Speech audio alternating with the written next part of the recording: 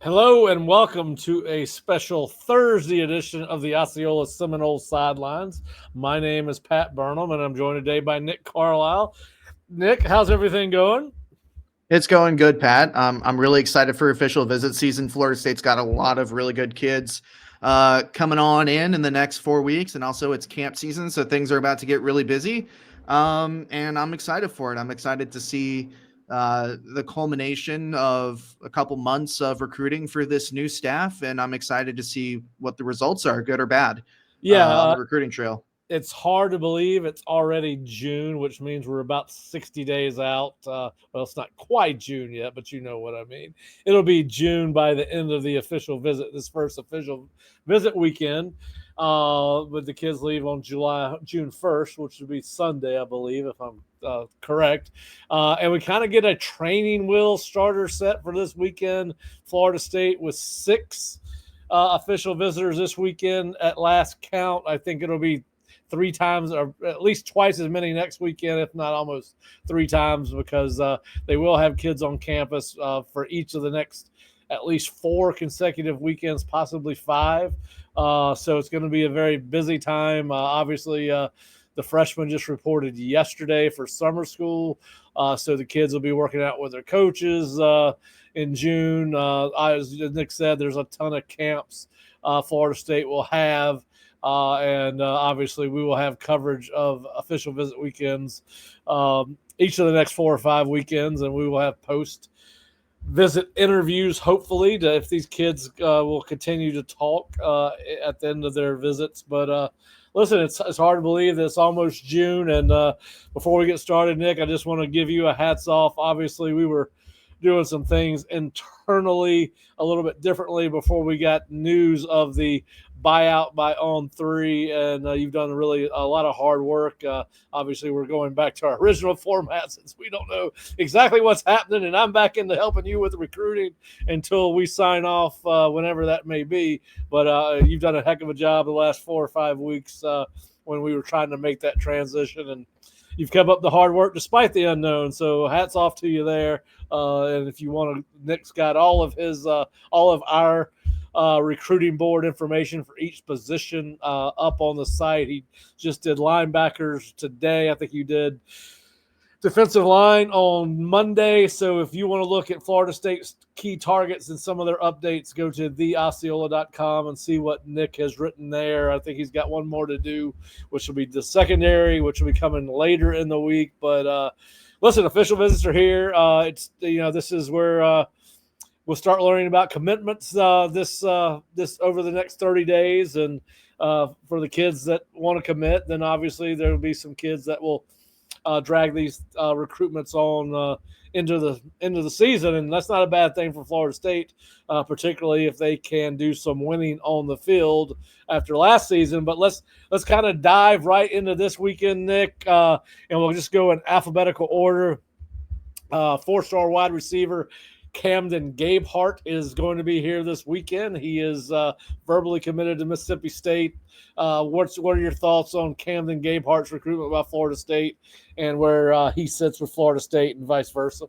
Yeah, this is an interesting one. He wanted to come for a junior day. He couldn't make it due to travel restrictions. Obviously, a kid in Winsboro, Texas. It's not exactly a hop, skip, and a jump away. When he originally visited in January, he asked the staff if he could come and see it on an off day. He didn't get to speak with Mike Norvell that day because they were already out on the trail recruiting, but he did get some extensive time with Gus Malzahn.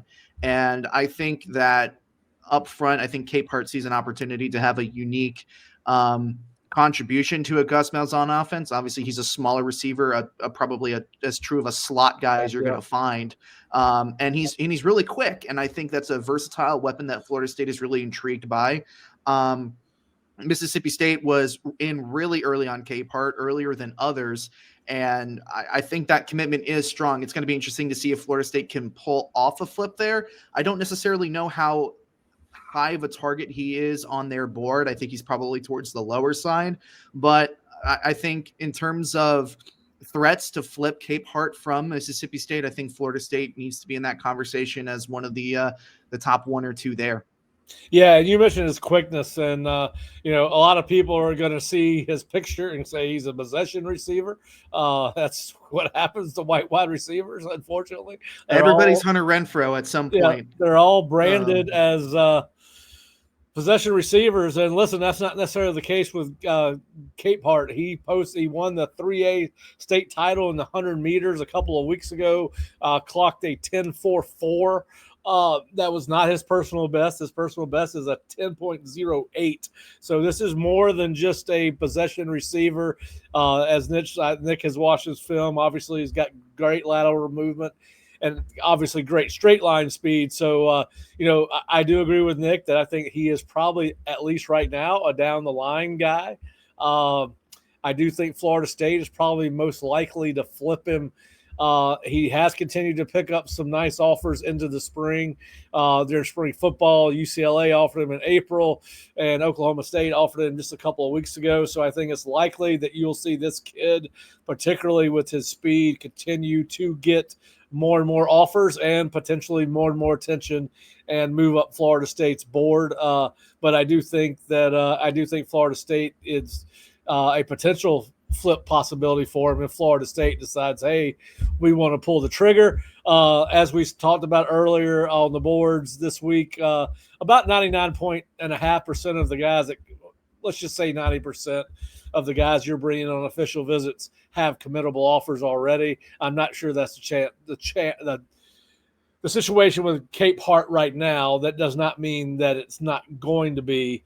So we'll see what happens there. But he did come in on an unofficial visit swing through the state of Florida in January. And as you said, obviously got a chance to spend a day with Gus Malzahn while Mike and the rest of the staff were on the road.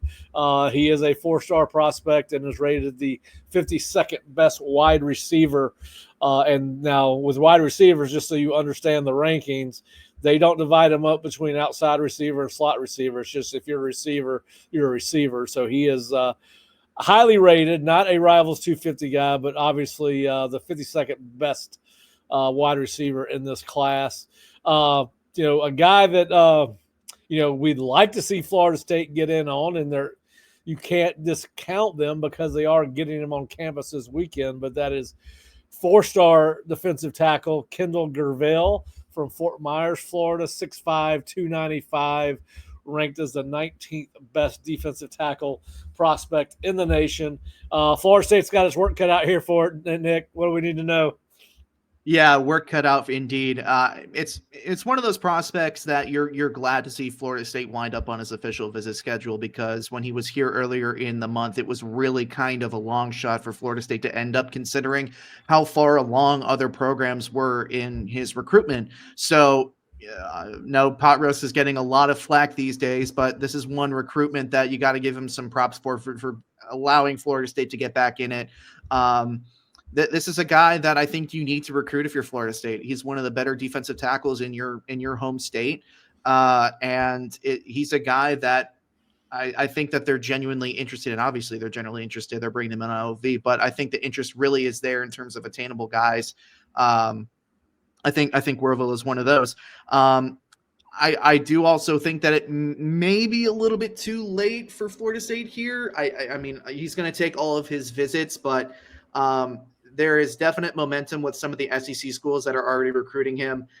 Texas, namely, is one of those schools. And recency has shown if Texas wants a defensive lineman or a defensive tackle, they're a good shot to get those guys. Talk about Justice Terry and oh my God, what was the other Tampa kid's name last cycle that now I'm forgetting all of a sudden? I know who you're talking about. It The names are blurring together. Yeah.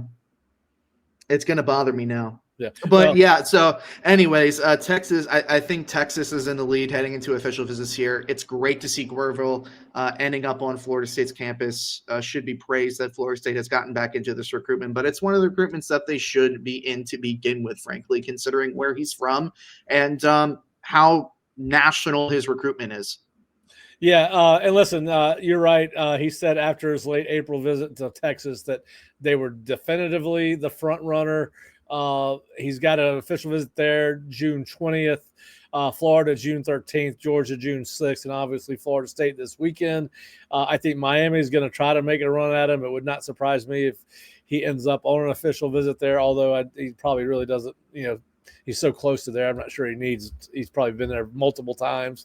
Listen, it looks like the Longhorns all the way on this one, but we always used to say at South Carolina and South Florida when I was working there, if we can get them on campus, we've got a chance. So Florida State is giving itself a chance. We will see. It does not look good for Georgia, Florida.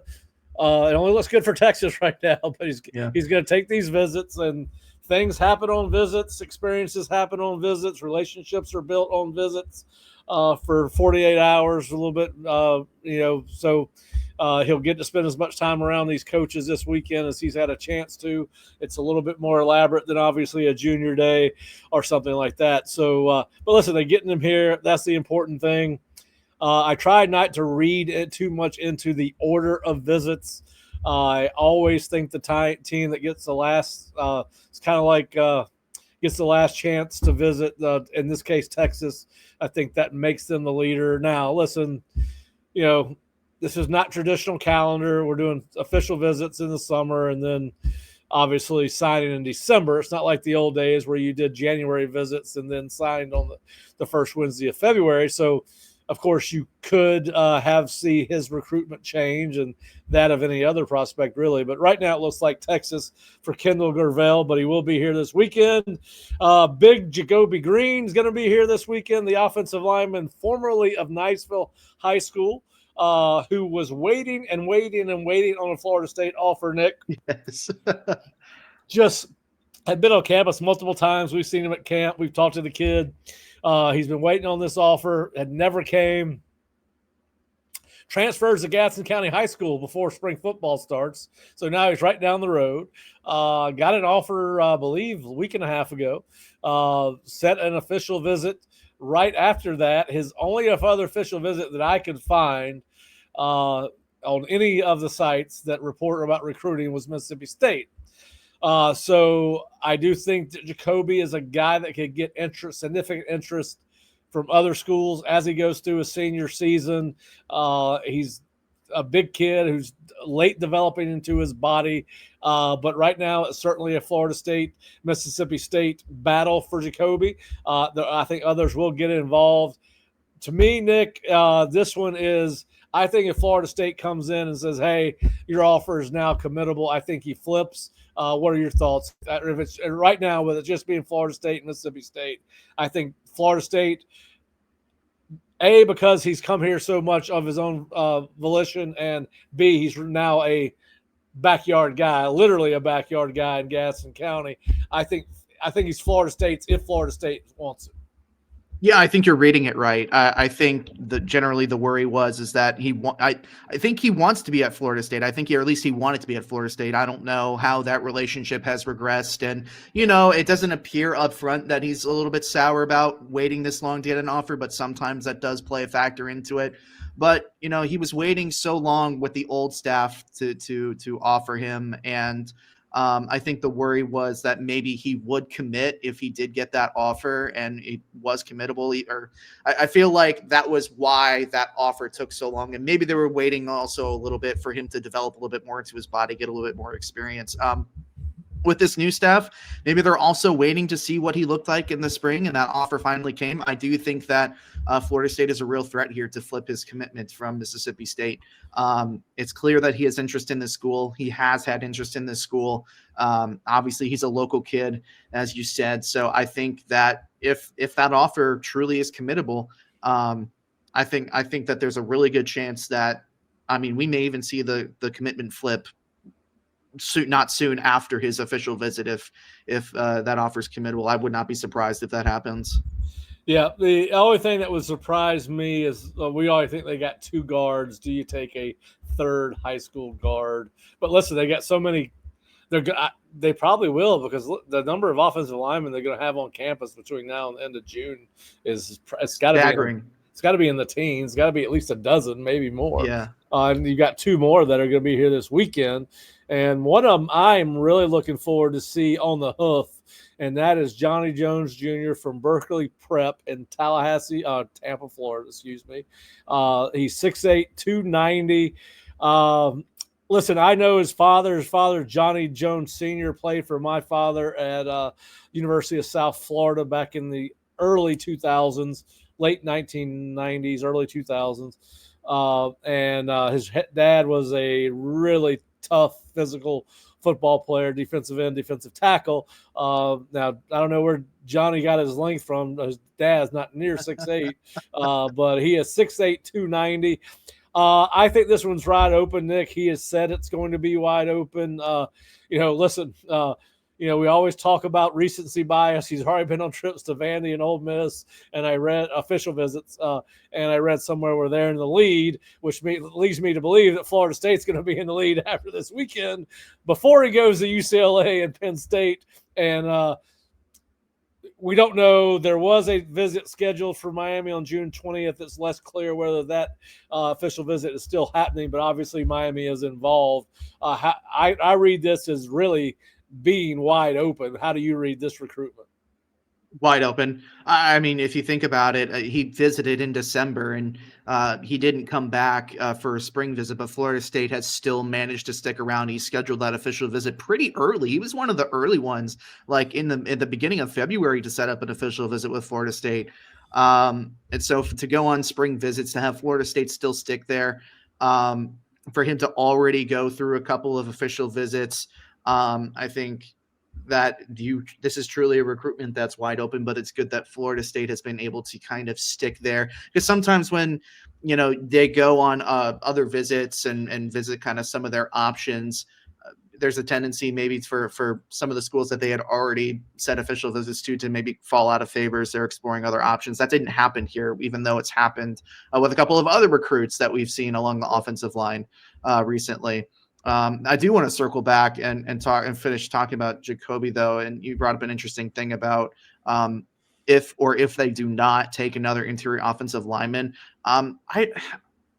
The way that I said, I am not 100% secure in Xavier Payne sticking to Florida State. I feel like there's a decent enough chance that he goes elsewhere. So I think that if things end up playing out, there is a world where Ionata and Jacoby Green are your two of what could be 3 or 4 interior guys, but also JJ Sparks and Rise Woodrow committing to Miami. Those are two interior offensive line guys that they liked and were getting on official visits. I know JJ Sparks was really high on their board, and now I know that Sparks is shut down for the time being. I have to make the distinction because recruitment is crazy.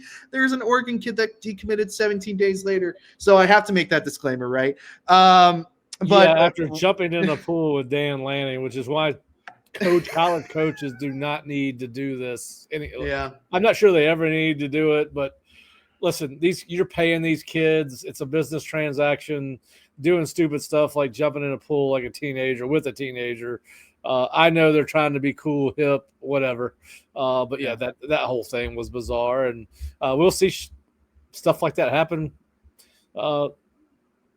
this summer. Like we're going to see decommitments, right? I mean, and we'll see decommitments during the season. So, But anyways, to finish up the point, I mean, they lost a couple of guys on their interior offensive line board, so I think I'm not entirely convinced that the two guys, Ionata, I think sticks. I think there's a very small chance that he goes anywhere. But Xavier Payne, on the other hand, I think that there are some schools that if they get really serious with him, that it'll be hard. There's a good chance that he flips. So the only school I'd worry about with Ionata would be Alabama because his brother's there, but his father played here. I think this is where I agree with you on that. I think well, he told me the other day that Florida State was going to be his only official visit. So I think I made a board post on that. So he didn't explicitly say that he has shut down his recruitment, but Florida State is the only school that he's visiting right now. And I think that's important given obviously some family ties in Alabama. And he did visit Alabama, I think, directly after he committed to Florida State in March. So I'm very confident in Ionata's commitment. I don't think he's going anywhere. But it's good. It's good also that Florida State is kind of bringing Herb Hand has done a fantastic job, in my opinion, so far in terms of managing their board, keeping relationships warm, and being able to get guys also that maybe you wouldn't perceive on the board, like this Mitchell Smith kid who has bucked Auburn for Florida State off of his official visit schedule just like that, and he hasn't even visited.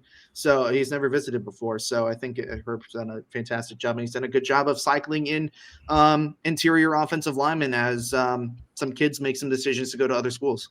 Yeah, well, the thing I like about it is, and we talked about this being the weakness of Florida State's recruiting last year, as the staff as a whole, the recruiting pool at every position was too shallow. And Herb's certainly not going to, at least early on, is not going to have that issue here at Florida State. Now, whether they get all these kids or the kids that they want, or these kids go something remains to be seen, but you already see a difference, and he is going to have a relationship with about 15 to 20 kids per cycle, it looks like right now, that gives Florida State a legitimate chance. So, and of course, one of those guys is the guy we're going to talk about next is Samuel Rosenborough from Clearwater High School in Clearwater, Florida. 4-star, Rivals 250, 218th overall prospect in the country, 25th best offensive tackle. This is another one that, listen, this kid is so quiet. He's not posting a lot on social media. He doesn't talk a lot even when he is on campus. This is another one where, I think Florida State's in it. There's no signs that any one school leads with him right now. He has been on Florida State's campus twice this year, which I think is a good sign for Florida State. But he is going to Texas A&M on June the 5th and 6th, Ohio State on June 13th, and Texas on June 20th. How are you reading Roseboro? Yeah, he's a quiet kid. Doesn't say much. Certainly doesn't pick up his phone. Not for me. Not for not for many people. Maybe the only person he picks up the phone for is Thor. I can get you Thor's number. You can get Thor to get him on the phone. But I think it's really interesting because out of Florida State is the only in-state school to still be in this thing, at least at face value. I find that really fascinating because Florida, I think, did Florida offer the kid? I'm gonna quickly scroll through here. They must have. They must have. I'm gonna say I would be surprised if they didn't. Yes, they did. So, and Miami, maybe not. Is Miami in here? Sorry, I'm scrolling through this real quick. Anyways, to be the only Florida school left in this thing, I think is important. Depending on how far he wants to go away from home. For some kids, that's a factor. For some kids, it's not. One thing's for sure. This is some stiff competition. I mean, this is about as stiff as it gets. Texas, Ohio State, Texas A&M. I think that it's good that he has continued to show up on campus, even though he keeps quiet about things. This is one of the adages where you follow the visits and you have to feel at least a certain percentage of positive that Florida State has a definitive shot in this thing. He's got to be high on their board. He is certainly somebody that they've had their eye on for a long time. I think as early as last year, around this time, maybe is when we first got wind of Sam. But this is going to be one of those, and I've mentioned this with other prospects. This is one of those battles that Florida State, I feel like not necessarily that they have to win, but they haven't won before, and I would like to see them win for a quality offensive tackle in their home state. So they're going to have to battle some good schools. Yeah, and he's an outstanding prospect, and again, one of those an outlier with today's kids because most kids are tweeting so much. It's easy to kind of follow who they like, and I almost prefer this. I mean, although it would be wonderful to have the information, often quiet offensive lineman is usually a good thing. So we could probably get Thor to bring him on a Seminole Sidelines episode. I think Sam would do that for us, but we'll find out. But so I got 3 offensive linemen in this weekend, so that's a big deal. And then the last guy we're going to talk about is Travis Stevenson, a 3-star corner from Brooks County, Georgia, and Quitman, Georgia, so not too far from Tallahassee. He's 6'1", 179, has been committed to Georgia Tech since March of this year. This is a kid that continues to blow up and continues to get more new offers late in his junior spring. He wasn't offered by FSU until April, but certainly the Seminoles are put themselves right in the middle of the wanted to be one of the contenders to flip him. Also has visits set up with Texas next weekend, then Auburn with a midweek visit, then Georgia Tech, to whom he's committed on June 13th. Georgia got in late. They now have a visit on June 20th. Michigan came in and offered last week, and he said he's likely to take a visit there. Listen, this is so new with him, Nick. I don't really know where Florida State stands. I read some on one of the Rivals writers wrote that Georgia Tech looks to be in a good position. But with this newfound run of offers, whether it's Florida State, Michigan, I think there was another, either Big Ten or Georgia was the other one. Just those three schools alone offer him towards the end of his spring of his junior year. I think that's going to shake things up a little bit because his recruiting profile is growing late. Listen, I think Florida State's got as good a chance to flip him as anybody else. Georgia Tech, listen, they had a good year. They've got some momentum going, recruiting with Brent Key as the head coach, and they spend some money they'll spend some money as we found out last year with the big offensive tackle that we liked. What was it? Josh Petty. Josh Petty, who looked like the kid that you're going to see play on Sunday in 5 years from now once he develops. But listen, Travis is a late add to the offer list, a late add to the official visit list. What have you learned outside of what we've already talked about Travis? Yeah, I think it's kind of an idiom in college football recruiting, but the idiom is so you win your first recruitment and then you need to win their second recruitment again. I view this as a second recruitment for Travis. We see this all the time where kid makes a relatively early commitment and maybe somebody that's under the radar, and then you have all of these big schools start coming in after the spring or maybe even as late as the end of the summer and offer them, and then it gives you a lot to think about. It is very rare for a prospect to kind of blow up and then not reevaluate his options. Even look at an example of this cycle of Houston's Keyshawn Henderson, who committed to Houston early, and a lot of the big schools came on knocking, and he's held true to that commitment so far. But he's really a rare case, right? So it's going to be, I think this is truly going to end up being a second recruitment for Travis. I think it's good that Florida State has found themselves on the official visit slate, even if it's a little bit early. I know you can or you cannot read into official visit dates, but I think Georgia being the last official visit of the summer, that's a little eye-opening. Yeah. So I think typically when Georgia wants an in-state prospect really badly, chances are that they have a good chance of getting him.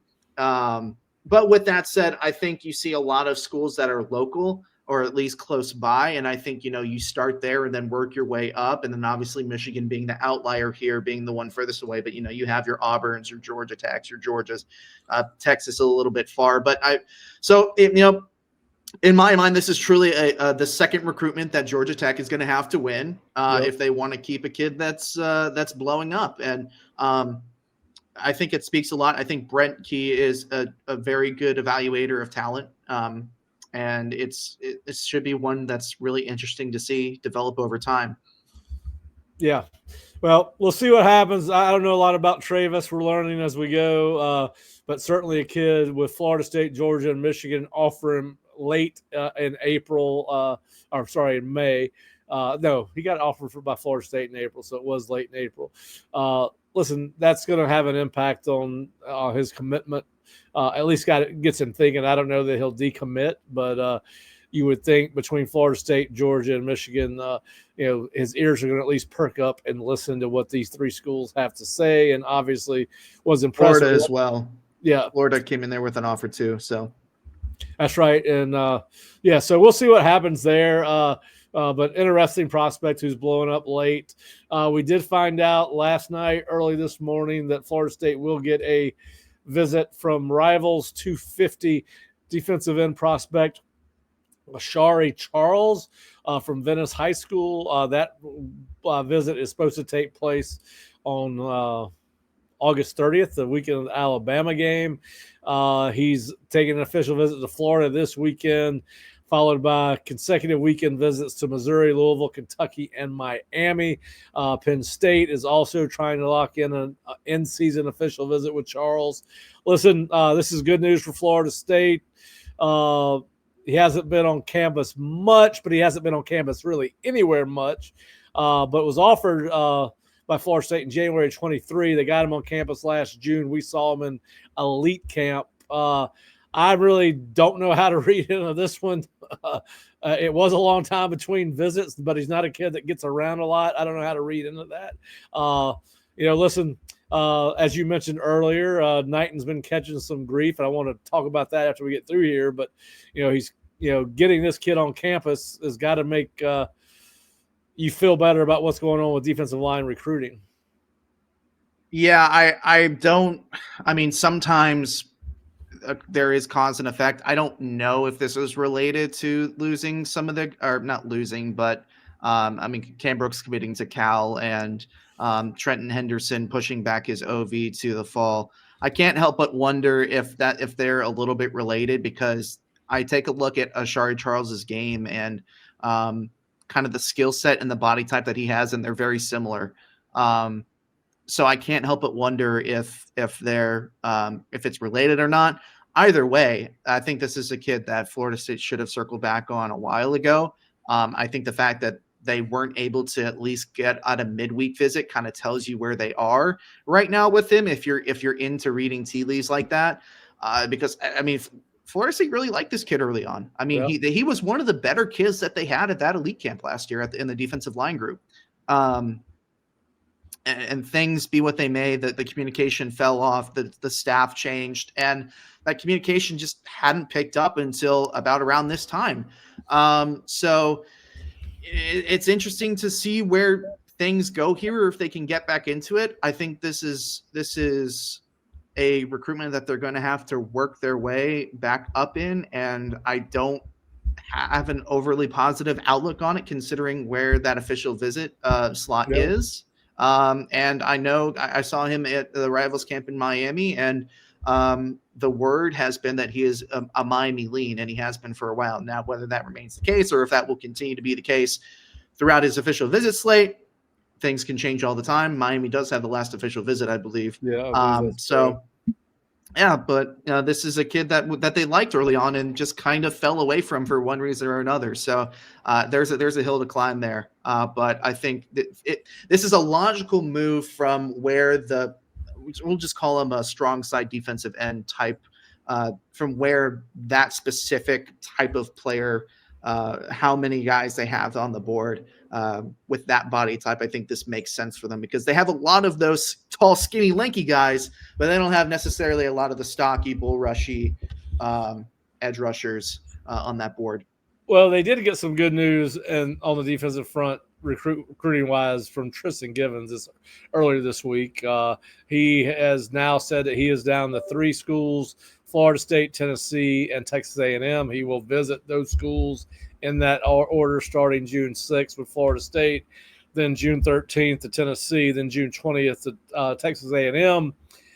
Tennessee looks like it's the leader, but Florida State's close, and he's a Columbus, Georgia kid. So, I don't know. Sometimes maybe I think we're reading too much into what's going on with Cam Brooks and the recruiting. And I'll ask you this question because we've had a board thread that has stayed active on Cam Brooks now for almost 2 weeks. So I started doing some research on it because people were reading into it that nobody went and saw the kid. So I pulled out a post where Mike Norvell is actually in school the last day of January, last Friday in January. That's one of his last stops on his way back to Tallahassee. I also read that Tony White was supposed to visit. He had scheduled a visit with Cam. And for whatever reason, and there may be very legitimate reasons, flight canceled from where Tony was. I don't know what the reason is. I say all that to say this. they had planned to go see the kid. Now, I don't think it should matter whether it's Terrence Knighton or Tony White or Mike Norvell. I think this is a lot of where the drama about Knighton not being able to recruit is coming from, this one particular kid. And the more I've investigated it, the more I think it's just that. This is manufactured drama for no apparent reason. We don't know where that kid fell on Florida State's board once Tony White and Terrence Knighton got here. Those things change. They may not see him as the same player that the previous staff did. And the previous staff was not knocking it out recruiting the high schools. All right. So no. I think that this is a little bit of, and listen, we are now in the NIL period. I don't understand all the drama about who's seeing who, where, but what I was glad to find out in doing some of this research was that, yes, Florida State's assistants were trying to get to Cam in school in January. For whatever reason, that did not work out, but they had not forgotten about the kid. And I don't understand why. Life will bring you enough drama. Recruiting will bring you enough drama. To me, this was enough to jump in pools. Yeah, right. This was a misread by whoever has been said. Now, listen, maybe the kid was, and nobody really knows. And I know all three reported that Tony White was going in. 247 also reported that was one of the things that upset the kid. That I think it was that they didn't feel like they felt like he was being slow played, right? Because nobody came to see him besides Norvell. I think we're making too much of this. You've said it. I've said it. The body of work for any of these new coaches on the recruiting trail is not long enough to make a determination. And let's see what happens on the field with the kids they have on the roster now, if they can coach. Because, listen, if they can't recruit and they can't win ball games, there'll be somebody else in here recruiting. Everybody will be happy. But I did do a little research into it because we got so many questions on our board. And I do think that I'm sure what they are reporting is accurate to a certain degree, but there are two sides to every story. And I did feel better when I read that Tony White had planned to go in there. For whatever reason, that visit did not happen. And it could be as simple as logistics. And that's why Mike took the visit. But listen, we'll see how it plays out with Cam. But when you start seeing him go back, have some success with Charles and Givens, who are very similarly talented players with similar potential, it does make you feel a little bit better. But listen, we'll see what happens. Cam may come on. I think he's still coming on an official, right? Yeah, so he's still well, as of right now, he's still planning on coming on his official visit. He could not have been but so upset if he's still coming on an official visit. But anyway, I'm not entirely sure, but I think a quote in the story, and I didn't read it, but I think there was something about his family encouraging him to take his visits despite his commitment. So I don't want to speak as if that's a fact, but the fact is that he is still coming on this visit. Why exactly he's doing that could be that he wants to, could be that his family wants him to. But yeah, I think it's important to note that you're not doubting the accuracy of what's reported. But for me, it squarely it's I'm taking the position of I am not going to overreact to something that happens in April and May when truly the future of this program relies on what happens on the field from August 30th to November 29th or whatever the hell and there and beyond. Because if this football program does not recover, this same coaching staff will not be here to coach Cam Brooks anyway. Right. Most likely. And then that rabbit trails into the conversation of, well, how bad of a season is Mike allowed to have before you start rounding up the buyout money, and even still, is that too much? Yada, yada, yada. That's a whole different rabbit trail. The point being is Tony White and Terrence Knighton were brought in, and Devin Cooper were brought in to make sure this defense doesn't play soft as toilet paper. That is what the main focus is. And until we see improvements in that area and the discipline of the defense and the way that they get after it, I'm just not gonna worry too much about what happens in April and May. And again, it stinks that it's getting all this attention because I think people are quick to jump on it because they understand how important this class is. They understand how important these 2 months are for Mike Norvell and the recruiting trail. They understand the importance of good recruiting because I think more and more we're seeing just how bad those early classes are and how that has negatively affected the program. I think people understand the tension of the recruiting class that Florida State is trying to get and they need to get this cycle. But it just comes down to look, they need to win on the football field. Yeah. And that's ultimately what it comes down to. Otherwise, it's all a moot point. My whole thing on the Cam Brooks recruitment is they've got 6 months to get this thing straight. And listen, if they were planning on those coaches going in there and it was a logistics thing, that sucks. And the kid got upset about it if that's what this is all about. But it does seem like that is the source of the Terrence Knighton can't recruit thing. And listen, that ultimately may be true. He's never recruited. Now, he was at Nebraska for a couple of years, but Florida State's and who you're recruiting against in this area of the world is Nebraska isn't exactly a recruiting hotbed, is it? Right. Well, they're not. They don't have Florida 2 hours away, and Georgia 4.5 hours away, and Auburn 3, and Alabama 6, and LSU 6. I mean, Florida State, Ohio State, Texas, all the. It's a different world recruiting here than some of the places out in the Midwest, and we'll see how it turns out. But anyway, I just wanted to share that with you because I kind of got into it when some of our subscribers thought that, hey, nobody went and saw the kid, and that's why he's upset. So I was like, no, Mike went to see him, and I posted the picture of Mike and with him in school. The kid posted it, and then I went back and read some of the other sites, and sure enough, one of them was reporting that Tony White was supposed to go in either right before or right after Mike, or even potentially with Mike. But anyway, so I, listen. Can't keep everybody happy all the time. These guys were trying to get out to see as many kids as they could. And I don't think that people understand the logistical nightmare of all that. And obviously, they were going up into North Carolina and Washington, D.C.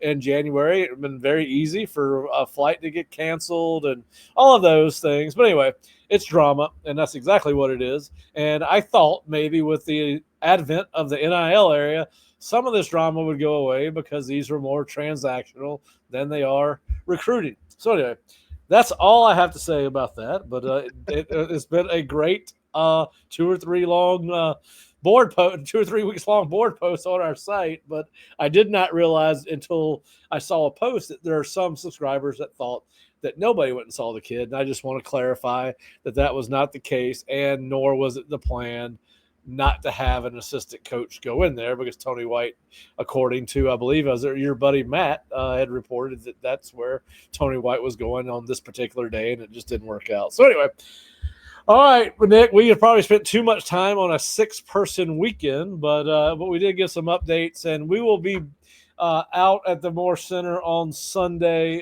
trying to get some interviews with these kids to see what they have to say post-visit. So hopefully we'll have some updates for you on Sunday and Monday. We will not have a show on Friday because baseball will be playing. We will see about a Monday show. There's a chance that if the baseball regional, including Florida State, could go to a 5th game, if Florida State ends up in a loser's bracket game, or anyway, they don't stay in the winners bracket, don't stay undefeated. They could play 4 or 5 games. And if this regional goes 5 games, that will be a Monday game. So we'll be back either Monday or Wednesday with an updated Seminole Sidelines to talk about the regional and also talk about official visit weekend. Nick, any passing thoughts before we head off into respective weekends? Just, and this is not a respective thought, but I'm just scrolling through Twitter here. Deuce Gerald's is taking an official visit to LSU this weekend. Adam Gorney is saying that he'll also see Ole Miss next weekend, Oregon, and Ohio State. So those appear to be the weekend visits. This is a prospect that Florida State needs to get an official visit I from, love watching plain him and in camp. He simple. was awesome. Oh God, I wish I could have watched him in the camp. Um, Cottrell Webb is his teammate, and I've said this on the board, and he's taking a midweek official visit. I wonder if Florida State is going to get a midweek official visit.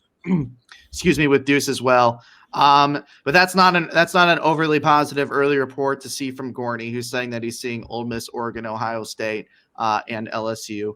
But just overarching thoughts about this weekend, kind of just how I led off the show with there's been so much buildup with this staff, and I mentioned it a little bit with the Cam Brooks conversation, but I think there's a lot of tension in terms of the recruitment and the recruiting ability of the staff and what they're able to do. And there are some things that I think that they've done good with, and things that I like that they've done. I like that they've taken early commitments. I like that they have gone a little bit overboard with now the regulations of unlimited official visits to where they're bringing in so many kids. There are some good things here, but ultimately you need to close on these recruitments. And it's something that they haven't done for the most part for the past 2 seasons. So it's going to be interesting to see if they close on the prospects that they probably should close on. It's going to be interesting to see just how strong those relationships are, just how strong these coaches have been able to kind of forge themselves and cement themselves into the program, and ultimately what's expected of them. So we're going to get some answers over, maybe not immediately over the next 4 weeks, but it's going to be interesting to see kind of just, even if it is a little bit of word salad and visit highs, just kind of the reception to the coaching staff in terms of what these kids are experiencing on their visits, and maybe some kids will pull the trigger on commitments, and we'll see ultimately the work or the product of the work throughout the month of July, and where they need to go from there. So yeah, I agree with you. I think that listen, from everything we've gathered, there's another thread on the message boards about Florida State's NIL, and listen, I think you and I have both heard about the same thing. FSU's right around a top 15 NIL budget based on what I've heard. And listen, you start if you're a fifth, let's just say it's somewhere between 13 and 17. Which gets an average of 15. And I've got people that I trust that have told me they believe Florida State's with one of the top 15 NIL collectives in the country. Now, if you can win some ball games with that kind of money, you should be able to put together some top 10 classes. Now, the question on the board was, will FSU ever get back to top 5? I don't know. As long as they're a part of the ACC, I think there's another stigma that goes along with that. We hear all the talk right now about the Big Ten and SEC getting 4 playoff spots, which puts them above the SEC and the Big Ten in the way they are perceived by recruits, right?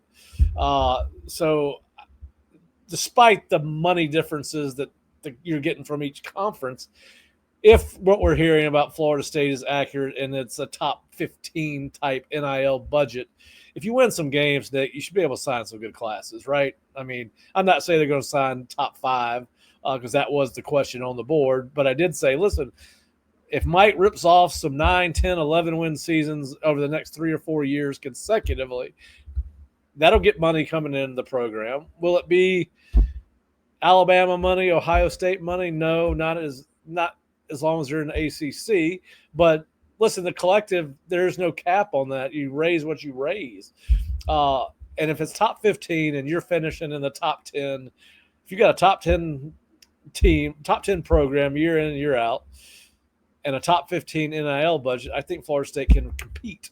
But I do think the perception of what we hear all the time in the media about the SEC is much better than the ACC, and the Big Ten is much better than the ACC and the Big 12 and all those things. I do think that works against Florida State and all the other programs in those 2 conferences, but we'll see what happens. But interesting times as they always are. Yeah. And this, I just cannot buy into the Florida State doesn't have money narrative. I mean, I said this in my board post, but you don't flip Usman Kroma and Shamar No on signing day unless you have some money to do so. And now, sure, we can go into the argument of saying, well, they probably had a little bit more freed up given, what their class was at the time. But look, we've seen Florida State invest in prospects that they really want, and we've also seen them be very picky and Yep. kind of let others go on prospects that they maybe weren't as high on, or Yeah. maybe like an example like a Max Buchanan Yeah. who went into the rivals elite or whatever, the rivals 5-star in Jacksonville, and he told me straight to my face. He said, "Oh man, I'm so confused. After taking all of his official visits, I'm so confused. I don't know what I'm going to do." And then Miami gave him a call up the NIL money, and he became a Miami Hurricane and stayed a Miami Hurricane. It probably wasn't that black and white, Yeah. but But I do it's. think there was a substantial difference in the money. I do Oh, I think. think so, and I think maybe I think Miami was willing. They liked him that much to where they were willing to invest in him, and Florida State just was not willing to get back into that. Well, I did talk to someone in the Moore Center who told me they were not going to match what Miami was Right. willing to pay for that particular for an offensive guard. Basically, is what I was told. And I think when we're talking about rankings in top classes, I think it's also important to remember that there's multiple ways to skin the cat in terms of earning a top 5 class. I don't think a top 5 class is attainable with the staff. I don't think they're good enough at recruiting, and I think especially with the attention and the not necessarily but the amount of investment that you need to put into some of these elite kids is something that I don't know that the staff is willing to do based on their communication level with some of the prospects that they are right now. But more so than that, you can get a top 10 class with quantity, with a little bit more quantity than you can quality based on just how these rankings work. Because at the end of the day, what is a top 5 or top 10 class? It's a ranking. So you can get to those top 10 classes with a lot of maybe not rivals 250 kids, but a lot of quality 4-stars and then maybe a 5-star and a couple of 3-star. Like you can get to there. I think the emphasis really should be more so on, is Florida State getting quality talent, first of all, regardless of what their stars are. Like, are the evaluations correct? Right. Number one. And two, are they not only are they landing good quality evaluated talent, are they hitting on the kids that are they hitting their layups? Are they hitting on the Caden Halls, the Milton kid who grew up a Florida State fan? Are they hitting on guys like the legacy from Arizona, Aaron Thomas, or who they should have an advantage with, considering what's transpired, even though he's so far away? Are they closing on the guys that they should be closing on, and are they landing quality players? If they're good on their evals and they're landing the talent that they should be, you have, like, it doesn't matter if they're technically number 13 in the rivals rankings, or if they're 15 or if they're 10. Like, I don't focus on the number, basically, is what I'm saying. Focus on the quality of the player that you're getting, making sure they're good evaluations, and making sure that you're closing on guys that you should be closing on. And spend your money on the right kids. And spend your money on the right kids. Yeah. So it's interesting times. And listen, obviously, they went portal heavy again this year, and I think that's where some of the money went. And listen, that's just where you're going to see the quickest return on your investment. So I don't necessarily fault them if you're going to fail in any one of the two recruiting categories now, being portal and high school. If you're going to have a weakness in one of those two areas, it needs to be high school, because high school kids are not going to come in and play immediately. So if you're gonna be successful in the evaluation process, you need to be successful on both levels. But and they may leave your program almost immediately. I mean, Jalen Matthews was at Rutgers for all of 15 practices before he transferred to Florida State. And who knows we've done our research and have the intel on terms of what some of the Rutgers guys are saying about the kid. And that's just one example. And we don't know the full details. There's two sides to every story. But then you have other instances like the Hawaiian quarterback that flipped from Cal to Oregon to spent December with Oregon, like practice with the bowl game, and then got released from his national letter of intent. Well, they don't sign those anymore, but whatever it is, his papers, right? And went back to Cal. Yeah. And so, I mean, I agree. If you're going to have a weakness, have it be high school. But I think people don't misunderstand that it's important to be good at high school recruiting. It's important to land the kids that you should be Right. landing. Like there should not be any disastrous situations like there was last year, where you've done so poorly with high school recruiting and you've not done your due diligence with offering kids that should be offered and Right. keeping the Like, temperature warm, to where you are scrambling and scraping at the bottom of the barrel, and you're running around like a headless chicken through through September, October, November, not only trying to keep the kids that you did have, but also be able to fill out a class to where there's more than 5 kids committed to you. so many variables in recruiting anymore. So many variables. But yeah. All right. Well, listen, we'll be back on Monday or Wednesday to talk a little bit about this weekend and talk a little bit of FSU baseball and the regional. And will they be traveling to Oregon State or will be hosting a regional if they were to win the regional here this weekend? And Oregon State does not win theirs. Whoever wins the Oregon State regional would come to Tallahassee. So we hope that is the case. But we'll be back on Monday or Wednesday to talk about it. Everybody have a great weekend. Nick, I appreciate all the info, buddy. Of course, man. Have a good one.